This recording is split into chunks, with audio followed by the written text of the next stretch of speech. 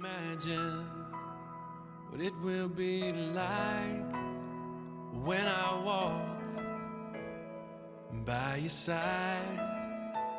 I can only imagine what my eyes will see. Hello, my name is Mario Sims. I'm senior pastor of Doulos Chapel, and with me today we have my wife, Tiffany Sims. As many of you know, 8 years ago we opened Doulos Chapel, and that was 2013. And in those 8 years, we've been able to house over 127 people. We've had an emergency warming center from December 2018 up until April of 2019, where we served 4,500 hot meals. And many of you will remember that last year we hosted Tent City for 61 days, where we housed 87 people. And were able to, with the help of many of you and many churches, businesses, and individuals who helped us, came alongside by helping us serve food, bringing food, donating needed materials, money, ice. And in fact, we had 3 porta potties. That 2 were given by Dennis and Deborah Givens. Yes. And 1 was donated by Pastor James McInnes. Yes. So that's who we are. That's what we do. But today, we're not going to talk about who we are and what we do. The show is titled A Culture of Corruption. Prior to being a pastor, and I've been a pastor only 8 years, I've been a civil rights activist in South Bend since 1988. I'm probably the longest serving civil rights activist in South Bend. It all began when I started a neighborhood association when I lived on the 1000 block of Johnson, and determined quickly that the issues in South Bend were mainly allowed to fester because of the corruption in South Bend. Because of the position I took against corruption in government, I soon became involved in numerous boards. I sat on the YMCA board of directors, was a program director at the YMCA, where I oversaw Charles Martin's budget. Charles Martin was a fantastic person and a personal friend of mine. I also was, because my son at that time, Mario Jr., was enrolled at Holy Cross Elementary School, I was on the Parish Finance Committee, and also was involved with the operation of the school itself as a volunteer board member. I sat on Father Malloy's neighborhood committee, and the reason I'm giving you this background, I've had a front seat, to not only a front seat to corruption, but proactively get involved in calling it out. So I wanted to set that up. In other words, I'm not new to this. And because I've been so active in fighting corruption against elected officials in South Bend, as you can imagine, they attacked me. Now, I'm going to read you from a court record today because it's so important. So let's start. I set this thing up. You know who I am. You know who my wife is. We've been married 13 years, almost 14 years now. We've had the church 8 years. 8 years. Right. And so a lot of the things I'm going to read about, or some of the things I'm going to read about, happened during the time we owned the church. Right. So, and my wife, who's kind of like, it's kind of like we're in a journey together.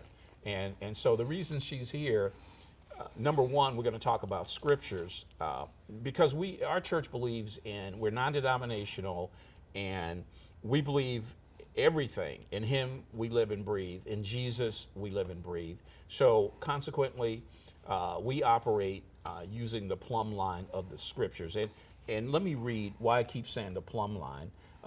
If you go to Amos chapter 7, verse 7,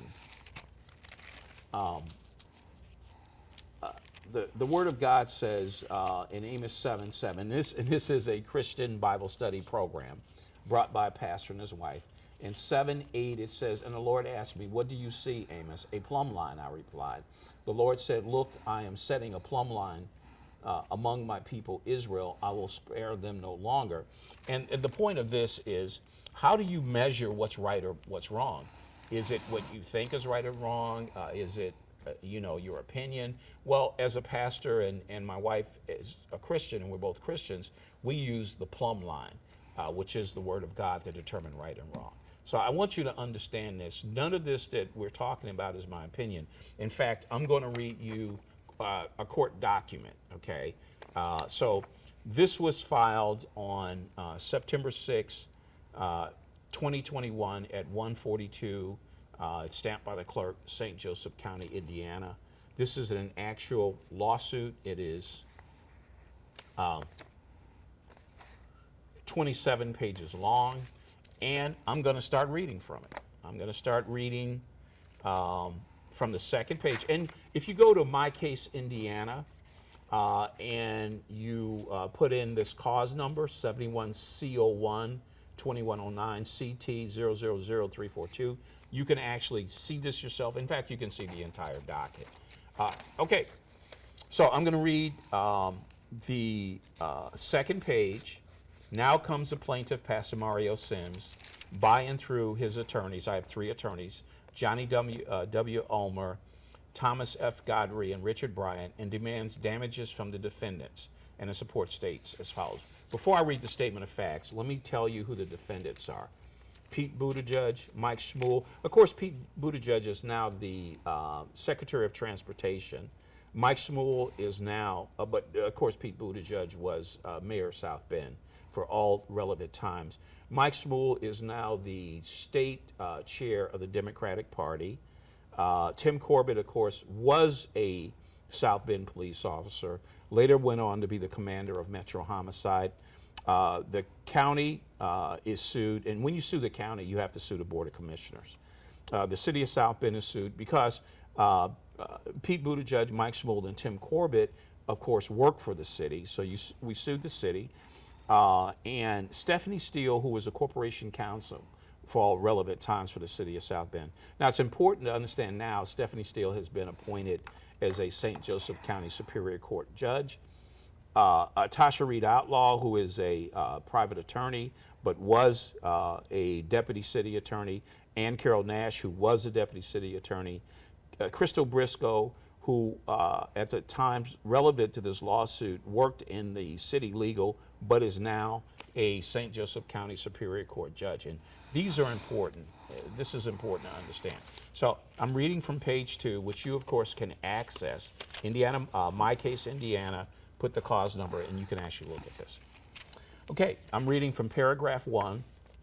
In April of 2019, ABC 21 news reporter, news anchor, an investigative reporter, and now NBC Universal Media, LLC reporter, Alexis Rivas-Shear, contacted Mario L. Sims, a senior pastor of Doulos Chapel, Indiana, by phone, and asked if she could come to the church. Shortly after her call, she arrived at the church with a cameraman and another reporter. Reporter Alexis Shear disclosed Tim Corbett, who in 1994 was a South Bend police officer, stated to her that he had planted evidence in the state of Indiana versus Mario L. Sims in 1994. Of course, this case in 1994, my then wife at the time, during the time we were married, we were going through a child custody battle, but my then wife alleged that I'd broken into her house, I think on January 23rd, and sexually assaulted her. So just to put this in context for you. So reporter Alexis Rivas-Shear disclosed Tim Corbett, who was in 1994 a South Bend police officer, stated to her that he had planted evidence in the state of Indiana versus Mario Sims in 19. That was the case I referred to. She then recorded an interview of Pastor Sims. The allegation describe a constitutional violation, the infringement of due process right to obtain exculpatory evidence. This evidence, I wasn't even aware. Obviously I was aware that I wasn't guilty, but I wasn't aware of Corbett admitting that he had planted the evidence. So it goes on to say the infringement of due process rights to obtain exculpatory. This evidence was kept from me from 1994 up until this admission was made in 2019. Moreover, at the time of these events, all of these rights were clearly established.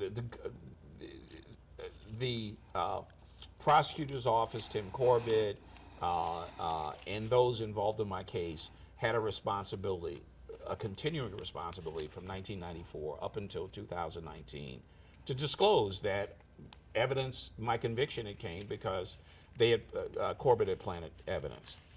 At the time that Corbett acted to suppress evidence of tampering and planting evidence, he was still a police officer. He was a South Bend police officer at the time.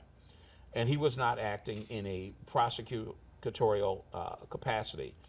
And it was already clearly established as early as 1994 that police could not withhold exculpatory evidence. And then I cite a case in support, Jones versus City of Chicago, which affirmed awards of damages against an officer withholding exculpatory evidence.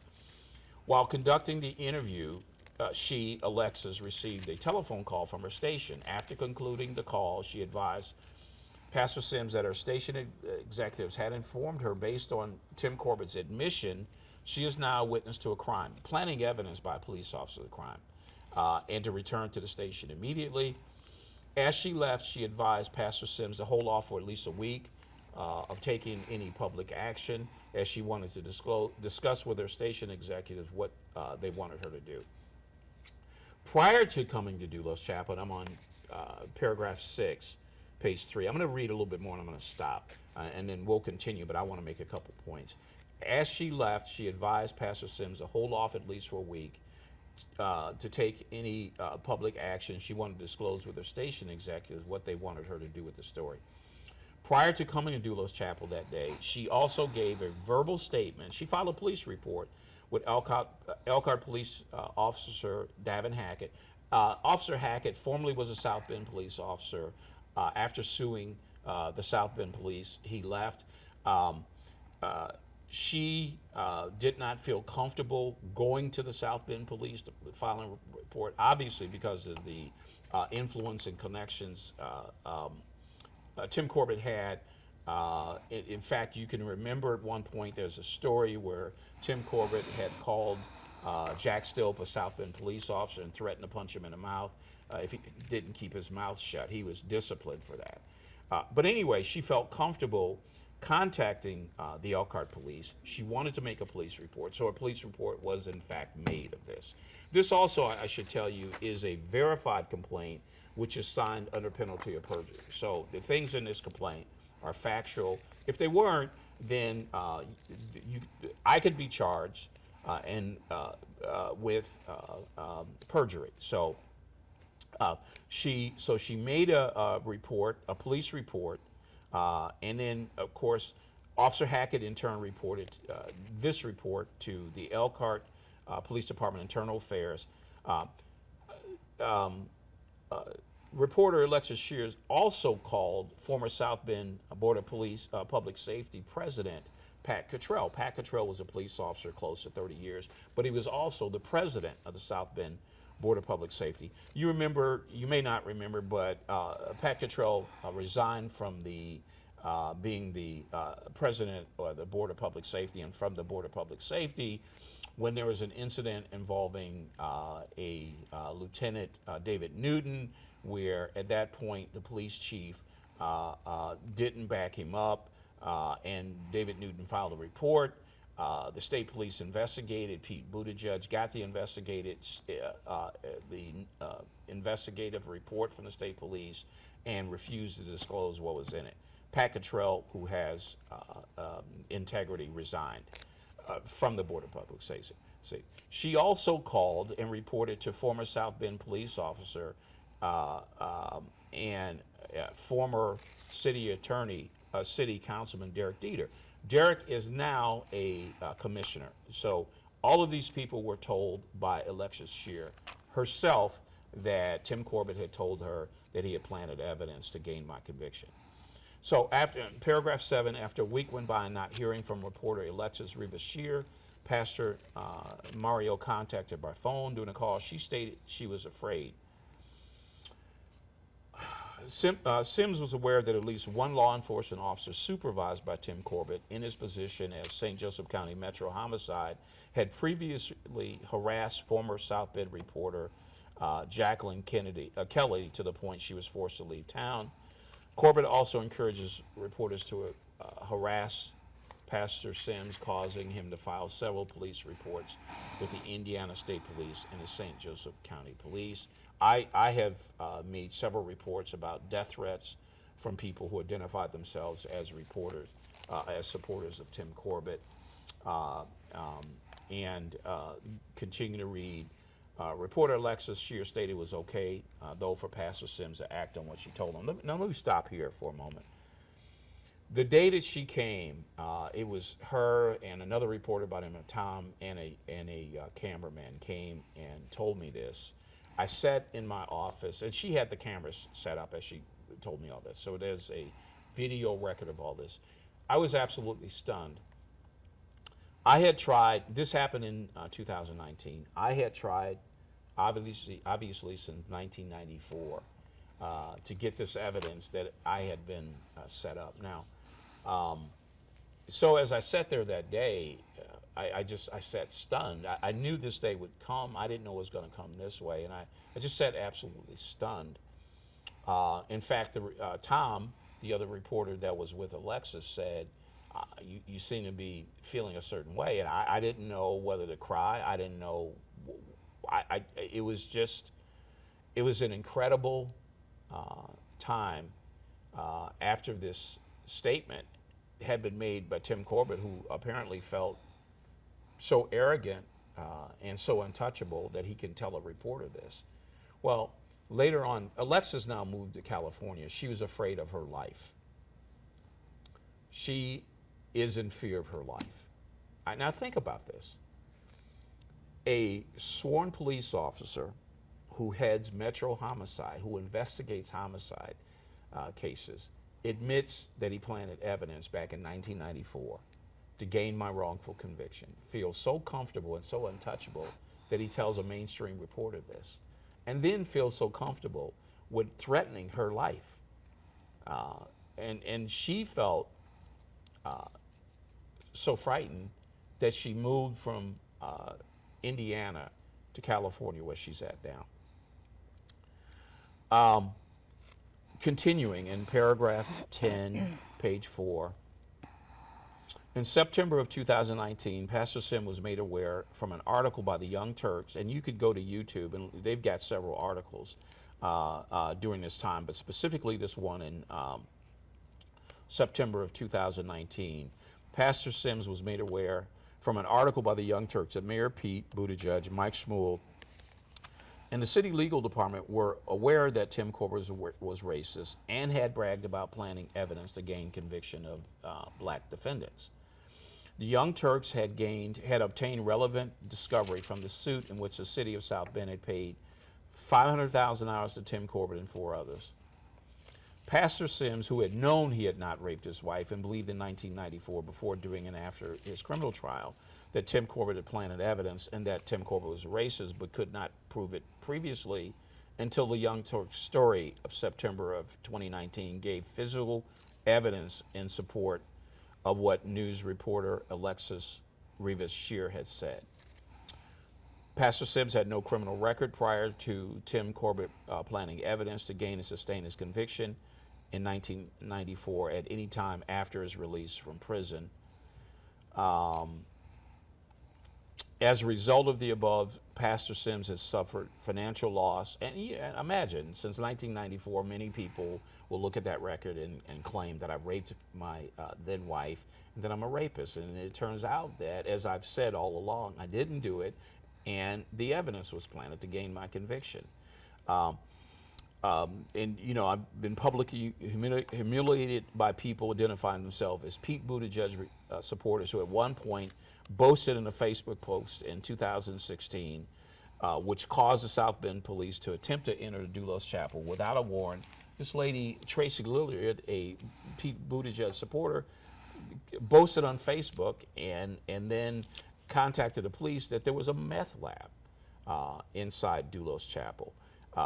In fact, the day that this happened, I went to the church. There was and we've got pictures and video of an Indiana State Police car and 2 South Bend police cars outside the church. One of the officers, when I got outside my vehicle, to go up to them, wanted to know if they can go into church. And I asked, I don't have a problem going to the church if you have a warrant. Well, they didn't have a warrant. They were just basing everything on the lie that this Tracy Lillard had told, that there was a meth lab in a church. As a result of that day, I think it was November 7th, 2016, I had a stroke. And I'm going to ask my wife to weigh in, because what happened that day? Do you remember that day, how it all shaped up? November 7th? November 7th, I was at work, and you normally don't call me when I'm at work. And I received a call at 2:30 from you, and then you hung up. I knew something was wrong. And I canceled the rest of my appointments that I had, and I came home. And I'm calling you, but you're not answering your phone. And when you finally did call me back, I couldn't understand what you were saying. And I mean, from what you could see, my husband is well spoken, but I couldn't understand anything that he was saying. So when he walked in the door, his face was twisted, and I'm like, you having a stroke? And he was like, no, I'm fine, I'm okay. And I'm like, no, you're having a stroke. So I started giving him aspirin. And he was like, well, I just need to get in the bathtub. I'm like, no, you need to let me take you to the hospital. Well, it was about 2:30 when I well, started when having you a made, stroke at the right, it church, was around and 2:30 then when came you home. started having the stroke. By the time you made it home, it had to be probably around 3:30. And yeah, basically when I was able to take him to the hospital, I finally took him to the hospital.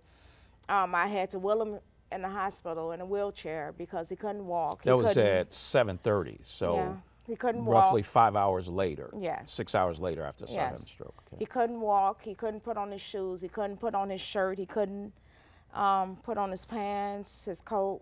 And I had to help him down the stairs, help him to the car, put him in a wheelchair, and wheel him into the hospital. And they thought that he had been like this. And I'm like, I told them, no, you know, something happened to him. He had a stroke earlier today.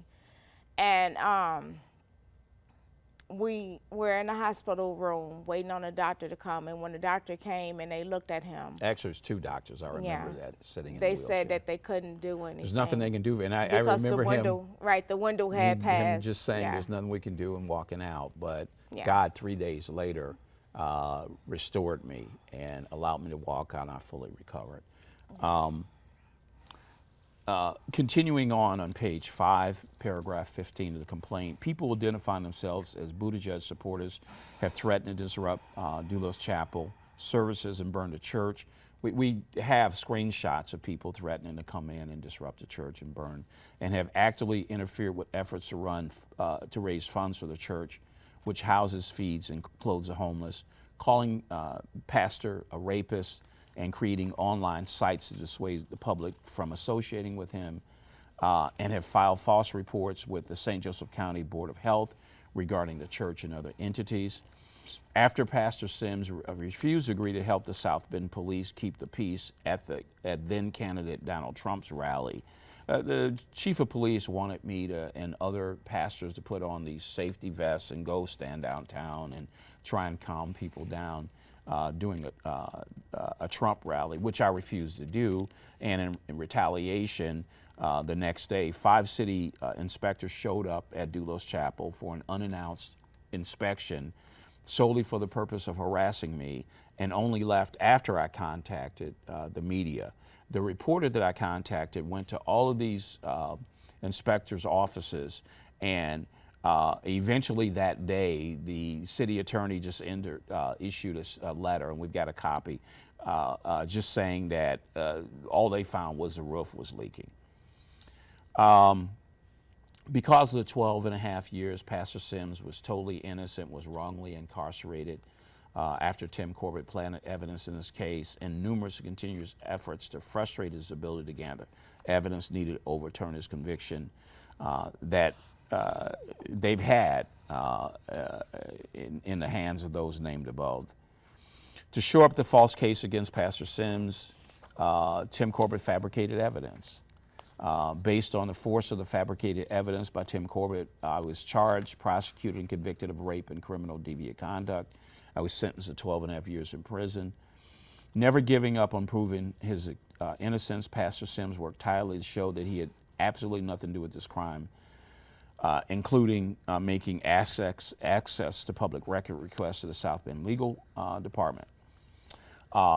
23, which I was denied. They refused to give me any information.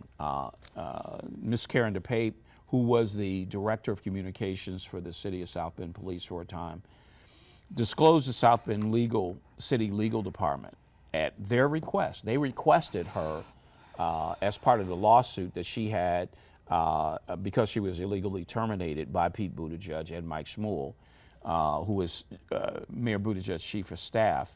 So let me read this again. Ms. Karen DePape, former director of communications for the South Bend Police Department, told Pete Buttigieg, Mike Shmuel, Stephanie Steele, who was corporation counsel, Tasha Reed Outlaw, and Crystal Briscoe, who were city attorneys. Stephanie Steele was corporation counsel. She was their boss.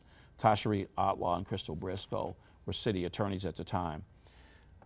Karen DePape told them that Tim Corbett was racist, had planted evidence to gain convictions of black defendants from their and she told them this as part of their request to her as part of discovery.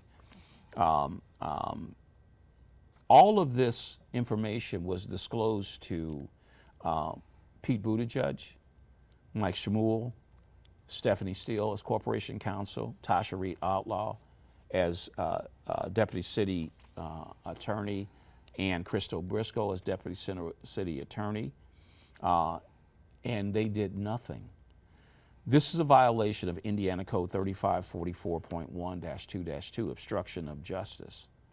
In fact, Mike Shmuel threatened Mrs. DePape not to disclose that Corbett was racist, that he had set up black defendants, and Buttigieg lied to cover up his knowledge of Shmuel and of City Legal, of Corbett's racism. Pastor Sims, because of disclosures made in 2019 by the Young Turks article and Miss Karen DePape's WUBS, it's online. The Young Turks article is at YouTube, and Miss DePape's interview on WUBS in December of 2019 is on YouTube, where she had informed Shmuel and city legal staff members of Corbett planting evidence and being racist.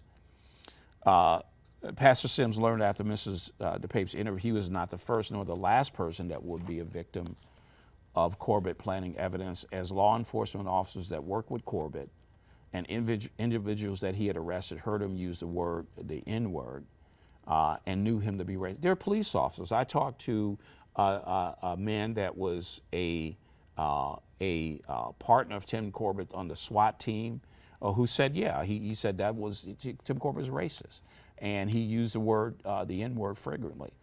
Corbett has even committed perjury by denying under oath that he worked. We have discovery where he denied that he was ever involved in Pastor Sims's criminal case to conceal his role.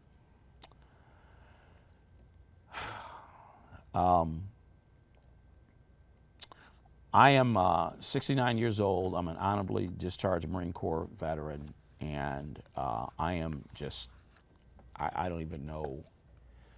I'm an American citizen. Certainly, I don't expect my government and elected officials, from the mayor to lawyers to a police officer, to be involved in setting me up. Why? Well, I was outspoken, as I mentioned.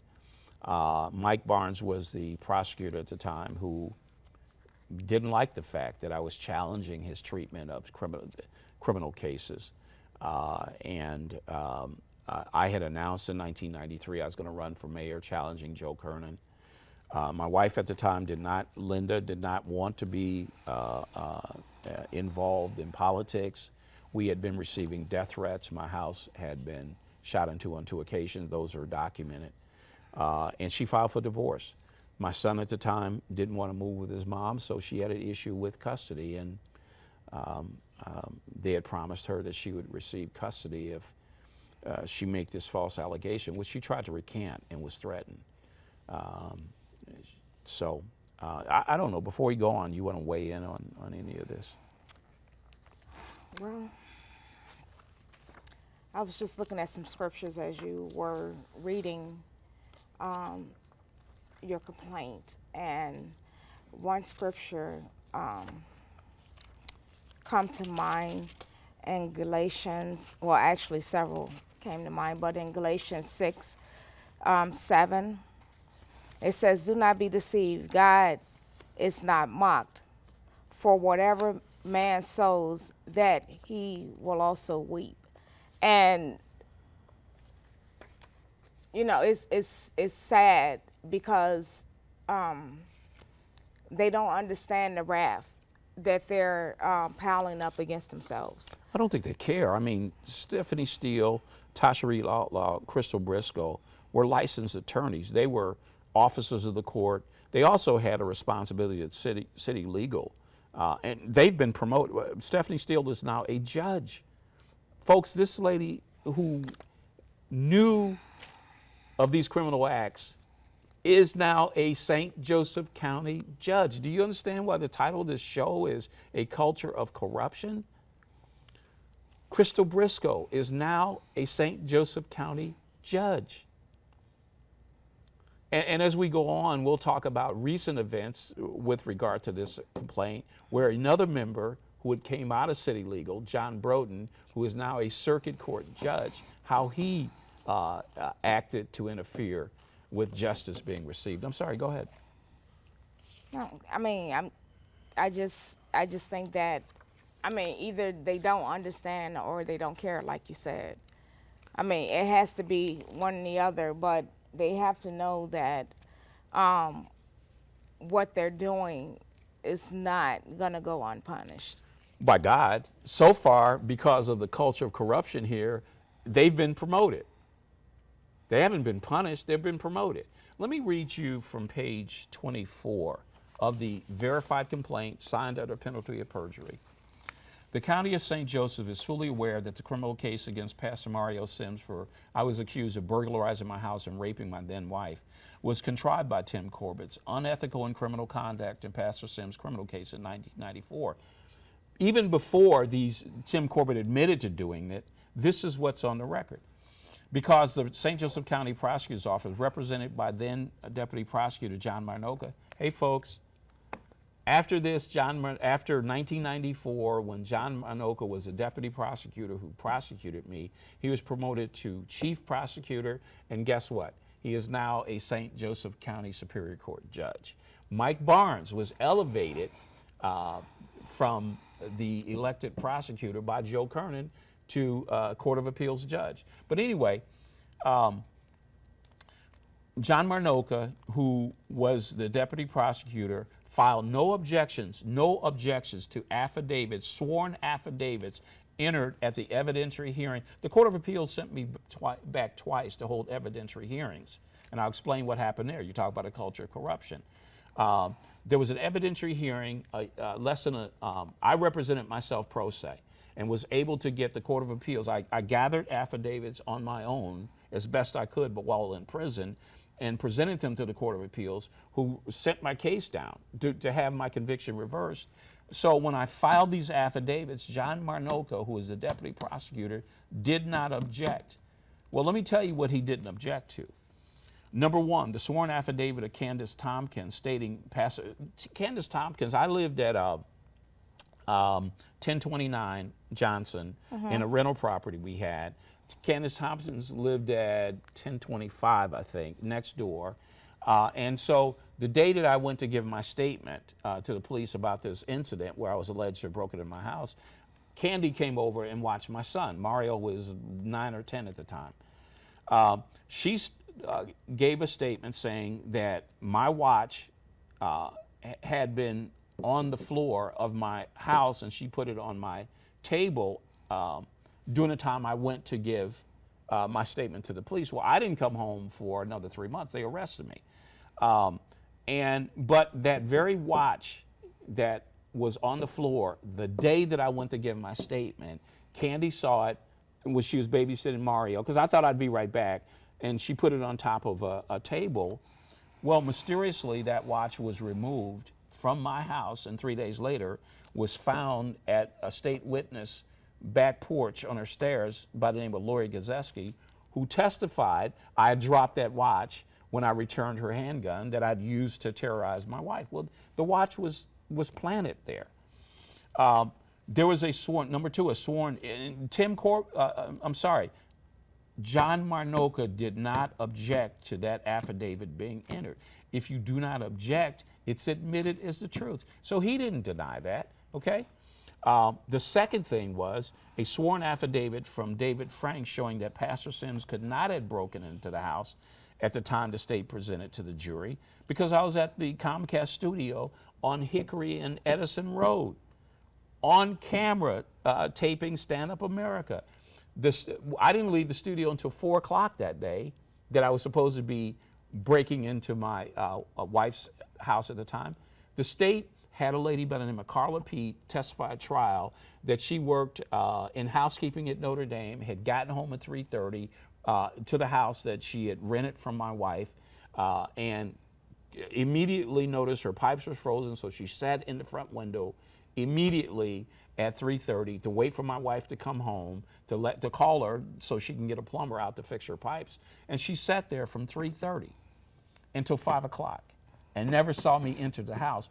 Well, that's because Dave said that I was with him until 4. If she's watching the house from 3:30 until 5, there's no way I could have broken in that house during that time. So the state is implying that I broke in the house before 3:30.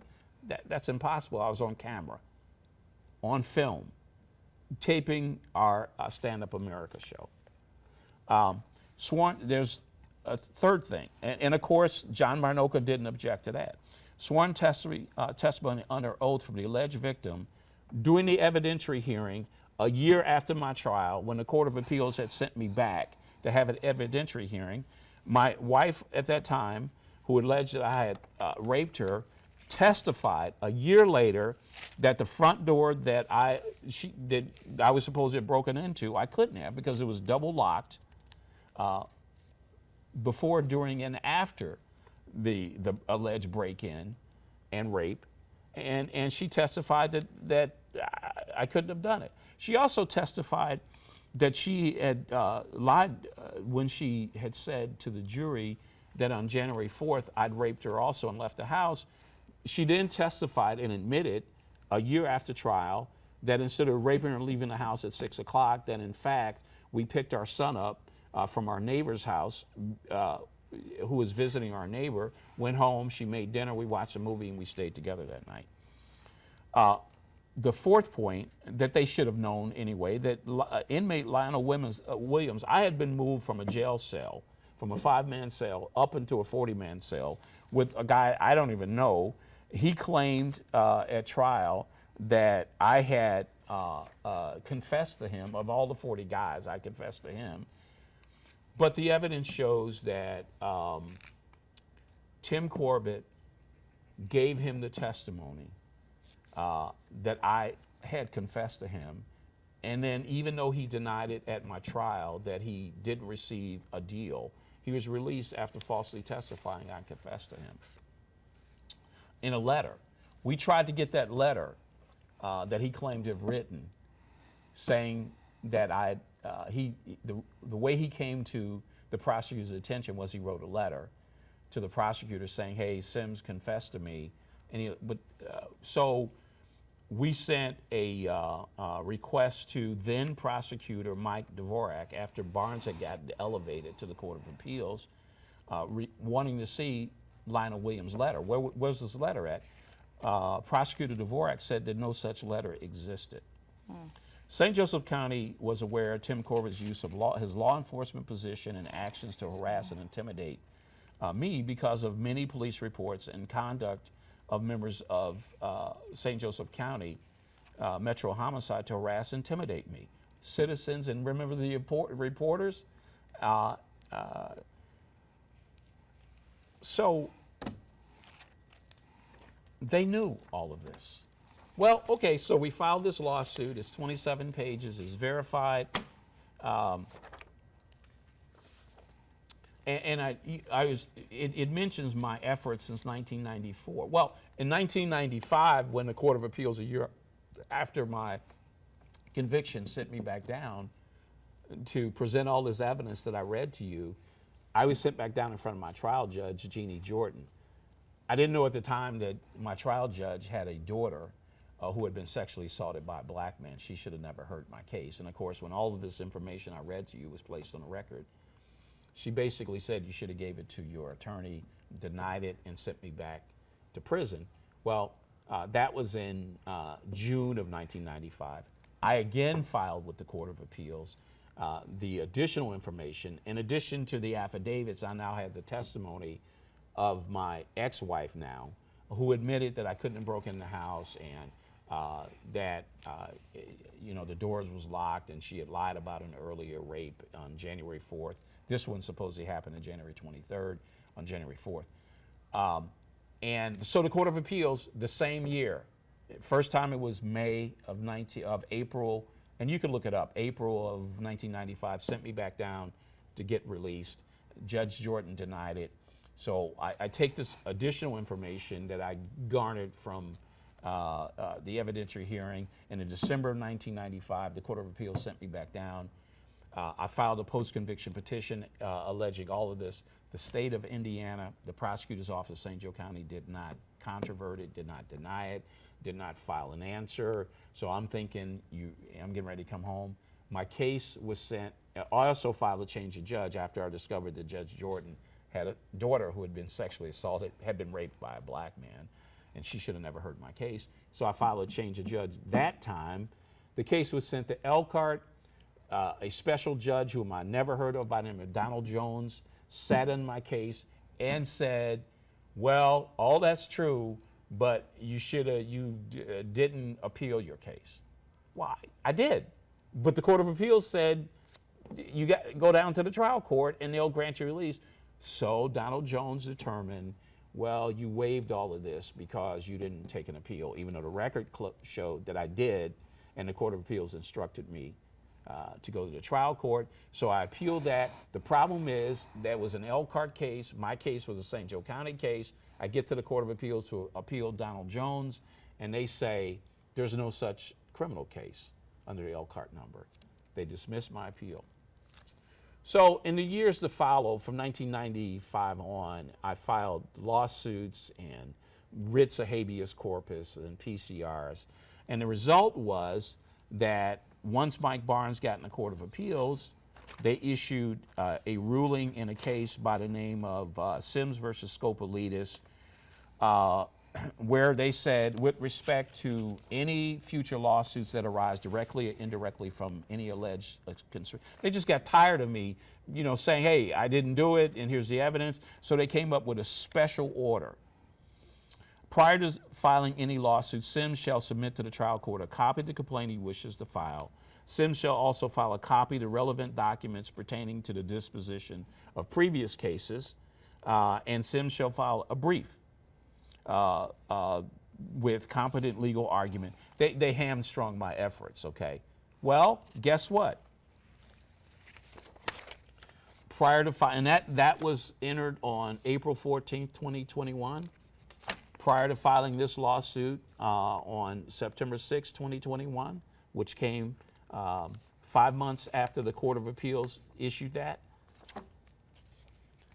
Pursuant to the Court of Appeals memorandum decision of April 14, 2021, plaintiff files his brief showing the doctrines of res judicata, collateral estoppel, the law case does not apply, attach relevant documents, and further shows the complaint the statute of limitation does not comply because they fraudulently concealed. And this is a new case that was filed. So I complied with what the Court of Appeals said completely. Okay, well, before we move on, so we filed a lawsuit 23 days later.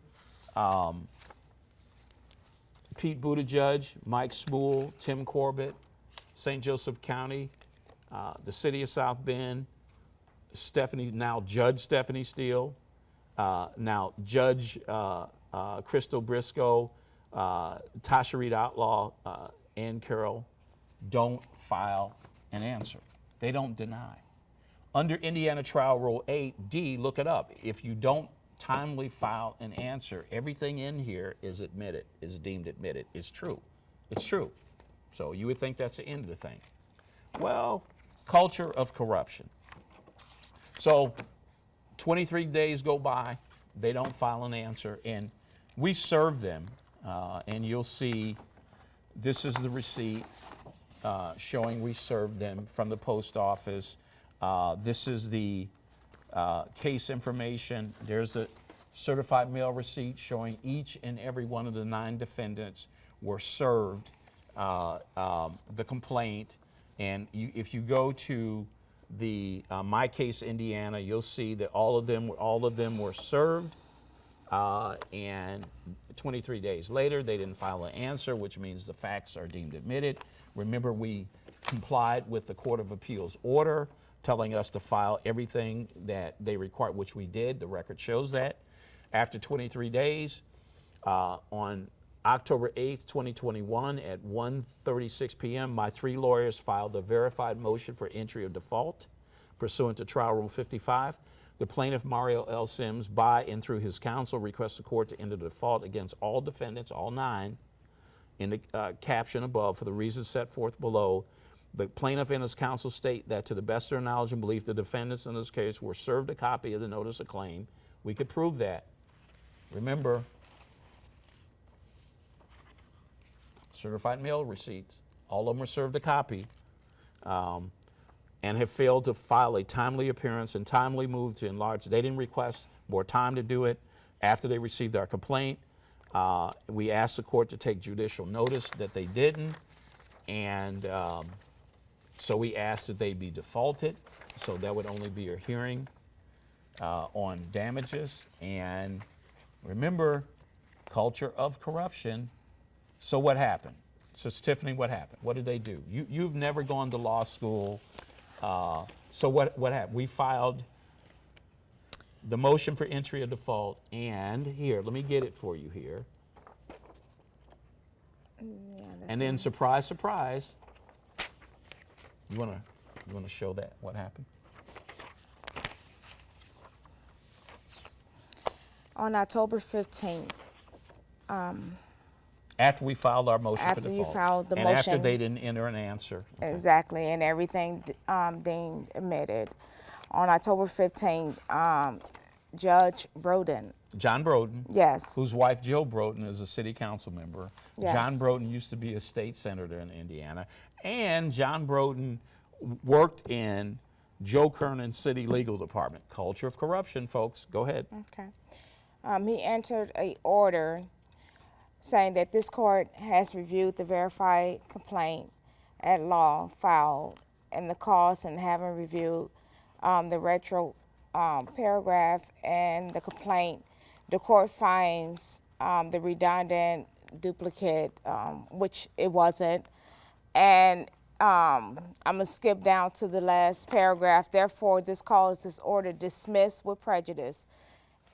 And it was really strange because if you look at the docket sheet, it says order granting motion for dismiss. Sounds like somebody filed a motion, right? Right, it was no motion filed, and it's no appearance, no opposing counsel.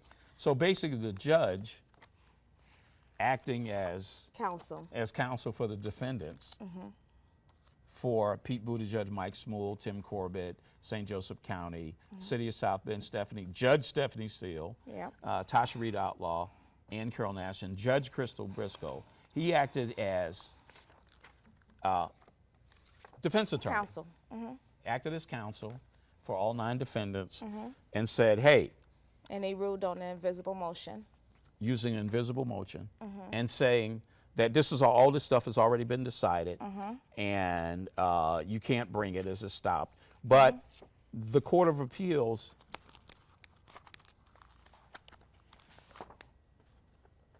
on April 14th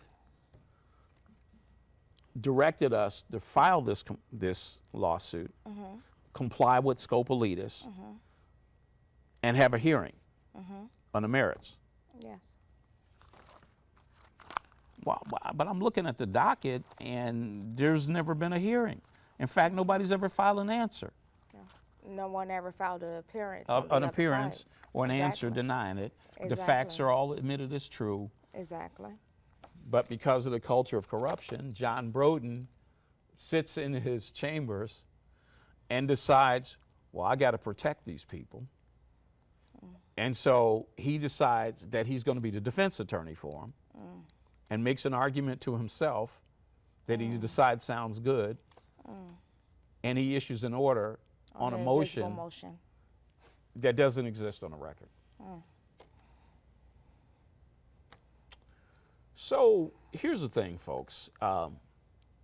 Violence is increasing in South Bend, and people call me and they want me to pray. Well, I don't have a problem praying. I'm a man. My wife and I are both people of prayer, but the problem is that prayer can't be heard without repentance. And this is, I assume people that tune in are Christians. Everything I just described can be lumped together. We call it the culture of corruption, but it's sin. And the wrath of God It's been revealed. is being revealed because of the sin of lawyers, elected officials. Pete Buttigieg is now your director or deputy of transportation. Stephanie Steele is a St. Joseph County Superior Court judge. Crystal Briscoe is a Magistrate, right? no, she's a judge. She's a judge, Yeah, too. she's a Wow. judge. These are the people, those two judges, well, actually three judges, John Broden, Stephanie Steele, and Crystal Briscoe, you as the average citizen go before every day to seek justice. Think about this. I just want you to think about that. This is why we call this a culture of corruption. When the corrupt can not only act so blatantly and so publicly, but get rewarded. Pete Buttigieg is elevated. Secretary of Department of Transportation. Mike Smull is elevated. He is the chairman of the entire Indiana Democratic Party. He's the leader of the Democratic Party here in Indiana. And this is not political. I'm not a political animal. I've been a Republican, I've been a Democrat. I've come to the understanding that both of the parties are like WWE wrestlers. They appear to hurt each other, but really, they're not. It's all to make money, okay? And so what I do is I vote for the person, not the party. I voted for Democrats, I voted for Republicans. So it's not a political statement. This is a statement about sin. This is a statement of what your taxpayer money is paying for. Do you feel comfortable going before a judge like John Broden or Stephanie Steele or Crystal Briscoe? Do you feel comfortable? I think it's much deeper than that. We know that Satan has a kingdom as well, and Satan can also give blessings, and the blessings that they're receiving is of Satan. If you go to 1 Corinthians 15:50, it says, "Now this I say, brethren, that flesh and blood cannot inherit the kingdom of God, nor does corruption inherit incorruption." So the things that they're doing are corrupt, and no good is going to come from it. The blessings that they have is temporary. It's temporary. Well, while they're causing pain, though. But while That's they're true. while they're causing pain. That's true. They're causing a lot of pain Yeah. and suffering. I don't know John Broden well enough to know if he's a Christian. I don't know Stephanie Steele well enough to know if she's a Christian. I don't know Tim Corbett well enough to know if he professes Christ. I don't know these people, but to determine if they have a relationship with Christ. But I know that our God is all powerful. Yes. And whether they profess a relationship with Christ or not, they still come under God's judgment.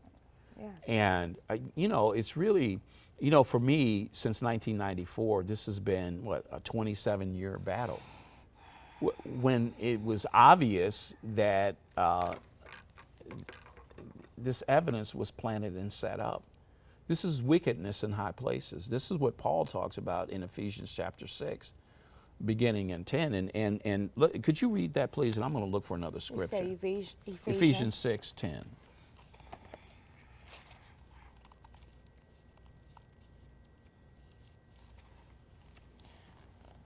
6:10.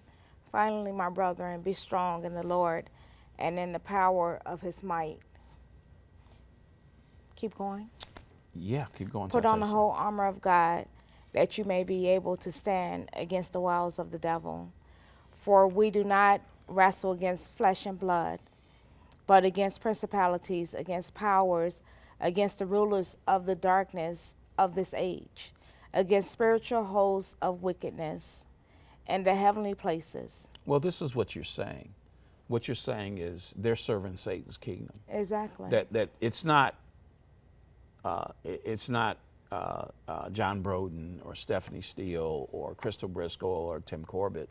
It's who they're serving. Exactly. Who's waging war through them. Exactly. And as believers, we have to fight for justice because that's what God requires for us to do. Exactly. And I know it's been hard on you. I mean, as you were saying the other day, they hate you.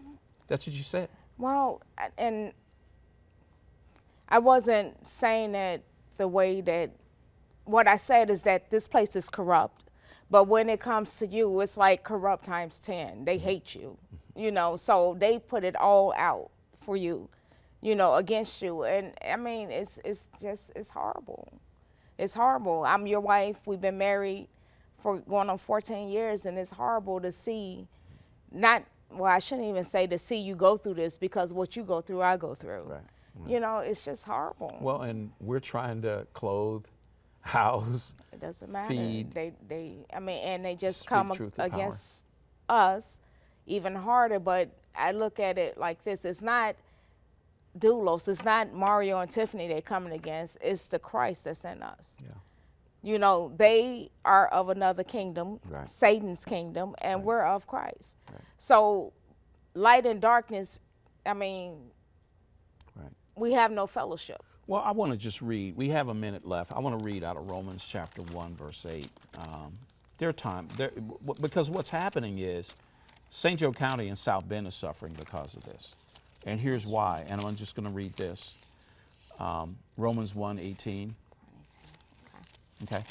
The wrath of God is being revealed from heaven against all the godlessness and wickedness of the people who suppress the truth by their wickedness. See, folks, you can ignore this if you want, but the reality is the conditions in South Bend and St. Joe County are getting worse because the wicked are in power. Yep. I've just gave you all what you need to know. Thank you for tuning in. Pray for us and we'll pray for you. God bless you. God bless you. Only imagine what it will be like when I walk by your side. I can only imagine what my eyes will see